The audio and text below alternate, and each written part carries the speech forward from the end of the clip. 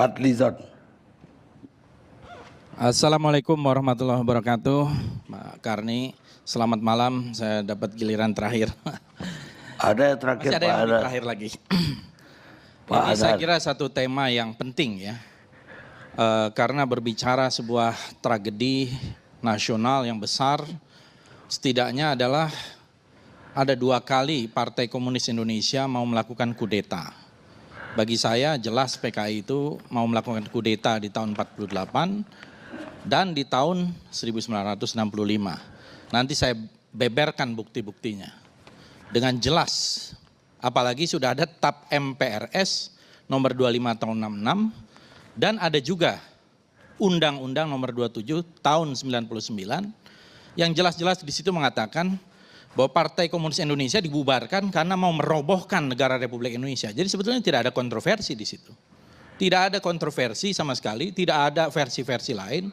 Mohon maaf Gubernur Lemhanas, saya kira tidak ada.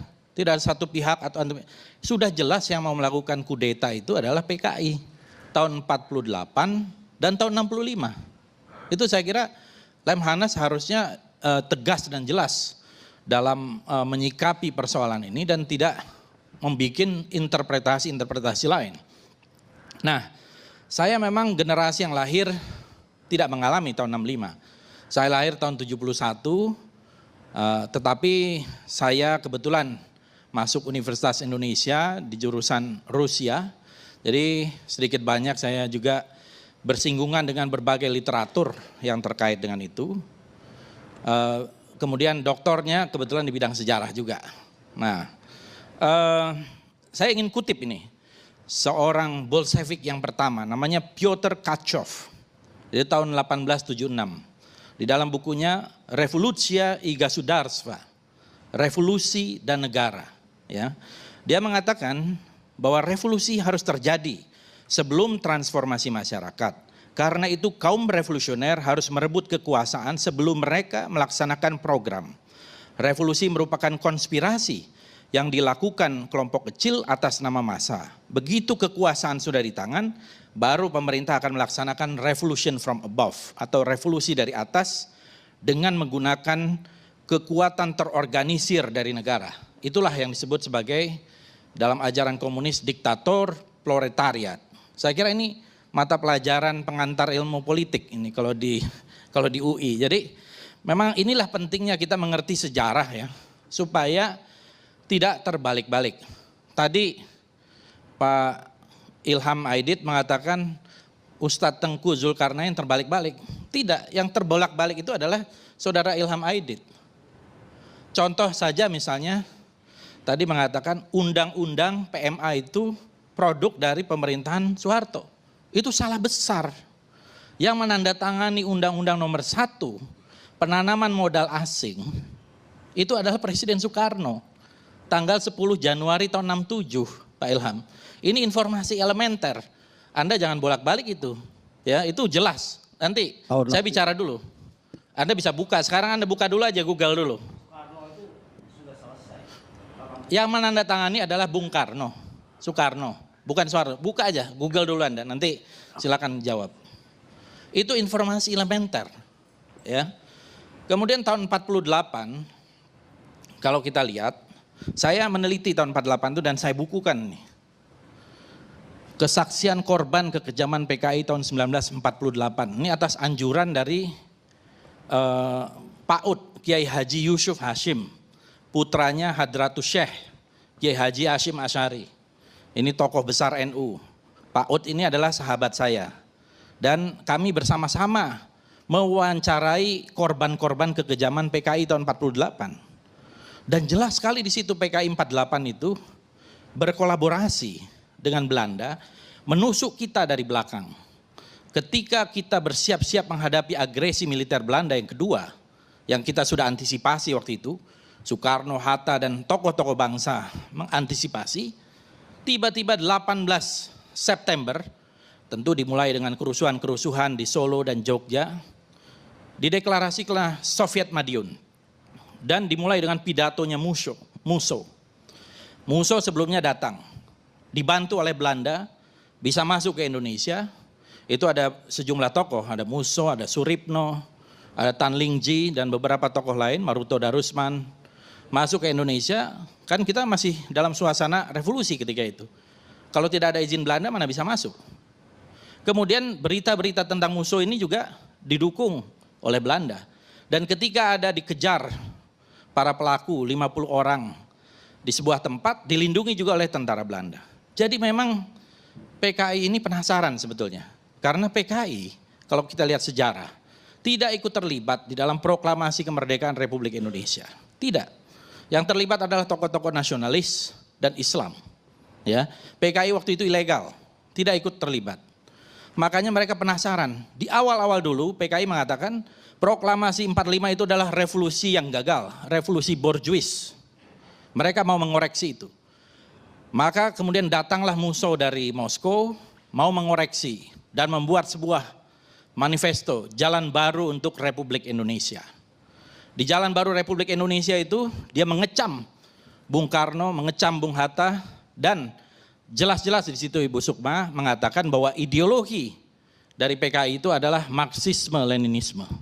Baca buku Jalan Baru untuk Republik Indonesia. Itu Marxisme-Leninisme, bukan Pancasila. Nah, kalau kita lihat di situ kemudian Soekarno Hatta langsung membuat sebuah pidato. Pidatonya Bung Karno hebat sekali waktu itu. Bung Karno mengatakan bahwa ini adalah gerakan untuk kudeta, mengambil alih Republik. Dan Bung Karno menyatakan di akhir, pilih Soekarno-Hatta atau pilih Musso. Kemudian Musso menjawab, ini disinilah pentingnya sejarah. Musso menjawab dengan menghina Bung Karno berkali-kali. Dia mengatakan bahwa pemerintahan pendudukan Jepang telah menjadi Quisling, budak Jepang, tukang jual romusa. Jadi Bung Karno itu disebut sebagai tukang jual romusa oleh Musso. Sekarang mereka akan menjual Indonesia dan rakyatnya sekali lagi pada imperialis Amerika. Kemudian rakyat Indonesia tidak butuh, rakyat belum lupa semboyan-semboyan Soekarno. Mereka mengerti bahwa kaum dagang romusa tak becus memerintah negara. Oleh karena rakyat Madiun dan juga daerah-daerah lain sekarang akan melepaskan diri dari budak-budak imperialis. Ini otentik pidatonya Bung Karno dan pidatonya Musso. Semua sepakat, 48 itu yang menjadi korban adalah para tokoh Kiai NU kebanyakan. Di Takeran, Sabilil Mutakin, Ponorogo, Gontor, dan dibuang atau setelah mereka dibantai, ditaruh di lubang buaya di sumur-sumur. Sumur Soco 1, Sumur Soco 2, itu ratusan orang yang ada di situ. Kemudian belum yang dibantai, termasuk ayahanda dari Profesor Sri Edi Swasono, itu Pak Munaji, kepala pengadilan kalau tidak salah ketika itu dibantai juga dan hilang, tidak ketemu sampai di mana. Dan suasananya memang revolusioner dibuat. Jadi menusuk dari belakang ketika kita mau menghadapi agresi militer Belanda yang kedua. Nah akhirnya kemudian karena ini adalah sebuah kudeta dan kemudian kita menghadapi agresi militer Belanda, tentu tidak tuntas penumpasan itu. Barulah kemudian apa yang dikatakan tadi oleh Ustadz Tengku Zulkarnain, berusaha comeback, dalam 3-4 tahun berusaha kembali. Tahun 54 bahkan, PKI dalam Kongres kelima, itu membuat sebuah program yang namanya metode kombinasi 3 bentuk perjuangan. Yaitu untuk perang gerilya di desa, melawan setan-setan kota di buruh, dan yang ketiga, infiltrasi ke kalangan angkatan bersenjata. Dan itulah buahnya kemudian yang terjadi beberapa tahun kemudian, dan banyak sekali teror-teror yang dilakukan sepanjang tahun 57, 58 sampai tahun 65. Ini juga saya menerbitkan bukunya, Lakon Politik Che Guevara Melayu, ini dari Pak Ridwan Saidi, dokumentasi teror PKI tahun 55 sampai tahun 60. Dan kemudian kalau kita lihat di dalam Harian Rakyat, ini saya bawa fotokopian Harian Rakyat 2 Oktober. Ini tidak bisa terbantahkan, Harian Rakyat ini punya PKI. Yang memimpin adalah Nyoto. Ini koran resmi PKI, 2 Oktober. Editorialnya menulis tentang gerakan 30 September. Dan jelas dikatakan, rakyat yang sadar akan politik dan tugas-tugas revolusi meyakini akan benarnya tindakan yang dilakukan oleh gerakan 30 September untuk menyelamatkan revolusi dan rakyat, dan seterusnya, dan seterusnya. Kemudian di karikaturnya ini ada Minggu, Senin, Selasa, sampai Sabtu. Ini hari Kamis, Jumat, 30 September dan 1 Oktober. Jelas-jelas di situ ada tangan, gerakan 30 September tulisannya. Kemudian yang dihajar ini adalah para jenderal. Ya, kemudian lagi Coba lihatkan ke kamera. nah, lihatan oh ya. Nah, ini. Coba lihat ini. Letkol Untung, Komandan Batalion Cakrabirawa menyelamatkan Presiden RI dari KUP Dewan Jenderal. Selalu dia memutarbalikkan fakta. Ini 30 September, kemudian ini pada hari Sabtunya, film minggu ini katanya. Film minggu ini adalah jenderal-jenderal itu jatuh dari jurang. Jadi jelas, PKI pelaku itu tidak perlu diragukan lagi dan tidak perlu ada versi-versi lain. Ya menurut saya selesai kita dengan adanya TAP MPRS nomor 25 dan Undang-Undang nomor 27 tahun 99, selesai perdebatan itu. PKI adalah pelaku kudeta. Tidak ada versi lagi, apalagi Bu Sukma tadi sangat berbahaya mengatakan Pak Harto ikut terlibat. Bukunya Latif itu saya baca, Bu. Bukunya Latif itu super ngawur itu. Ya. Saya baca berulang kali dan ngawur sekali. Pertama tentu bias. Karena Latif adalah pelaku. Tentu dia mau melindungi diri. Yang kedua, saya sempat mewawancarai Pak Harto tahun 2007. Saya konfrontir. Waktu itu Pak Harto saya tanya, Pak Harto, apa betul waktu itu Latif, Kolonel Latif melaporkan kepada Pak Harto akan adanya KUP dari Dewan Jenderal. Pak Harto waktu itu dalam kondisi sakit, terbata-bata, mengatakan sambil tertawa, tidak ada itu. Yang ketemu dengan Latif itu adalah Bob Hasan. Jadi tidak pernah ketemu dengan Pak Harto. Waktu itu dikabarkan putranya Pak Harto, Pak Tommy, sedang sakit di RSGS ya, Gatot Subroto atau RSPAD sekarang. Jadi tidak ada itu, ini penelitian ya. Apalagi itu cuma sinyalemen mau melaporkan, terus dianggap terlibat. Ini super ngawur menurut saya. Dan bagaimana seorang yang terlibat kemudian mau memberantas dan menumpas. Dan ini saya kira Koran Harian Rakyat 2 Oktober adalah bukti yang sulit untuk terbantahkan bahwa PKI memang mau merebut kekuasaan, belum lagi fakta-fakta lain dan banyak sekali buku-buku lain yang saya kira sangat menguatkan itu. Jadi satu hal ini adalah sesuatu yang tidak kontroversial, jadi jelas. Kemudian saya juga ingin mengatakan bahwa PKI selalu backstabbing dari belakang gitu ya, menusuk dari belakang, karena itu wajar. Kalau kemudian dilarang, tadi Saudara Saganda mengatakan bahwa Nazi saja, Nazi itu kan berarti lebih dari 75 tahun, melakukan pembantaian dan sampai hari ini partai Nazi tidak dibolehkan. Orang memakai lambang Nazi bisa ditangkap, orang melakukan penghormatan ala Nazi bisa ditangkap juga oleh polisi, itu satu hal yang wajar. Karena ini beda, tadi kalau dikatakan ada ekstrim kanan, ada PRRI itu sama sekali beda dengan PKI. Karena itu tidak pernah melakukan kudeta. Ya. Peristiwa DITI itu sejarahnya berbeda lagi. Di rootnya itu adalah tahun 49. Itu bukan kudeta. Dia belum masuk di dalam pengakuan kedaulatan ketika itu. Itu kita bisa diskusi panjang sendiri tentang hal itu. Dan akhirnya akan menyatu. Dan tidak ada TAP MPRS-nya tentang itu. Tidak ada undang-undangnya tentang itu. Begitu juga dengan PRRI. Itu adalah koreksi terhadap pemerintah pusat yang terlalu dekat dengan komunis. Dan juga tidak memperhatikan daerah. Bahkan isunya waktu itu Jawa dan luar Jawa. Itu adalah koreksi. Dan tidak ada undang-undangnya tentang PRRI. Justru mereka semua mendapatkan amnesti. Walaupun kemudian di belakang hari, bukan karena PRRI, banyak tokoh-tokohnya yang ditangkapi juga tanpa proses pengadilan yang wajar. Seperti yang disebut tadi Ustadz Tengku. Banyak tokoh-tokoh yang berjasa pada Republik yang sekarang sudah menjadi pahlawan nasional. Muhammad Natsir, Safruddin Prawiranegara, Muhammad Rum, Buya Hamka, Kasman Singodimedjo, dan lain-lain. Bahkan seorang jurnalis yang hebat seperti Mohtar Lubis dipenjara 10 tahun.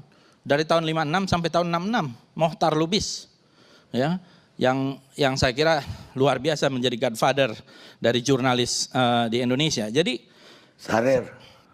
Sultan Syahrir, ya betul Bang Karni mengingatkan nih karena Sultan Syahrir Perdana Menteri pertama memimpin Kabinet Syahrir 1, Kabinet Syahrir 2, Kabinet Syahrir 3. Dalam keadaan sakit masih di penjara. Dan akhirnya Muhammad Hatta meminta supaya bisa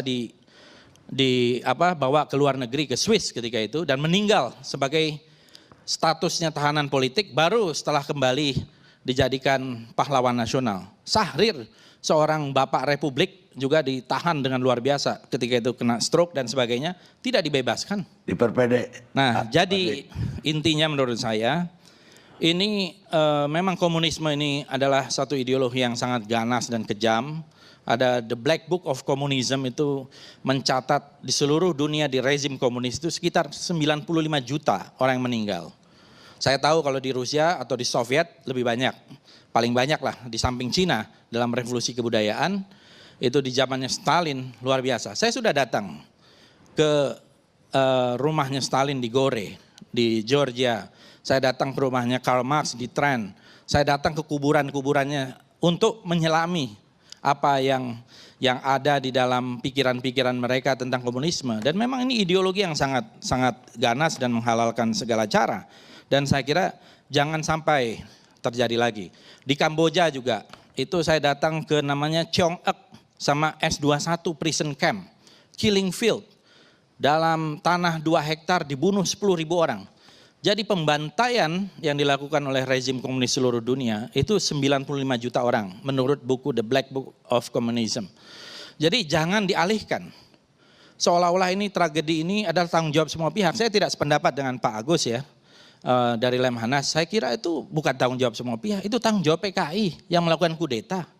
Kemudian terjadi retaliation itu oleh rakyat. Apakah menurut Pak Agus ini dilakukan oleh negara? Apakah ada bukti-bukti yang melakukan itu negara? Saya kira masyarakat ketika itu dalam posisi dibunuh atau membunuh. Gitu ya. Dan itu saya membaca dan berusaha menghayati walaupun tidak hadir di dalam peristiwa-peristiwa itu. Tetapi hampir semua buku dan dokumen yang kita baca itu menyiratkan seperti itu, dan saya mewawancarai tokoh-tokoh para pelaku baik 48 maupun 65. Waktu Anda udah habis. Terima kasih.